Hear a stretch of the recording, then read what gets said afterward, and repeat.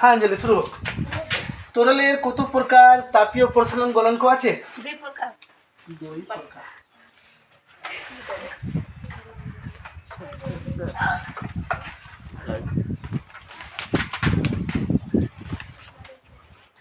আচ্ছা বলবে কোন পদার্থের মধ্যে তাপীয় পরিবাহিতা সর্বোচ্চ? রূপা। অ্যান্সার হবে রূপা। স্পেলিং বলবি? রুদ্র রূপ এগারপা।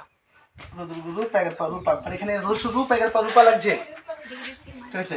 এবার তারা বলবে কঠিনের কত প্রকার তাপীয় প্রসারণ গলনাঙ্ক আছে? তিন প্রকার। তিন প্রকার। তো সিদ্ধান্তের তিন তিন প্রকার। তারপরে বল কোন কঠিনের রৈখিক প্রসারণ গলনাঙ্কের একক হলো কি? আজমানি বলবে? Degree on minus degree C minus one বা ডিগ্রি কে মাইনাস ওয়ান। আচ্ছা এ বলবে মাস্টাররা বলবে তরলের কত প্রকার তাপীয় প্রসারণ গলনাঙ্ক আছে? দুই প্রকার। দুই প্রকার। Wow very good. সবাই একসাথে বলবে তরলের কত প্রকার তাপীয় প্রসারণ গলনাঙ্ক আছে?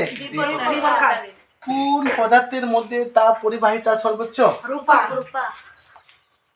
কঠিনের কত প্রকার তাপীয় প্রসারণ গলনাঙ্ক আছে? তিন প্রকার। তোরা কি বাদ হয়ে গেলি? বললাম তো। একসাথে বলতে হবে না? বললাম তো স্যার। কোন কঠিনের রৈখিক প্রসারণ গলনাঙ্ক একক হলো কি? ডিগ্রি সি -1 বা ডিগ্রি কে -1। মাইনাস। ঠিক আছে।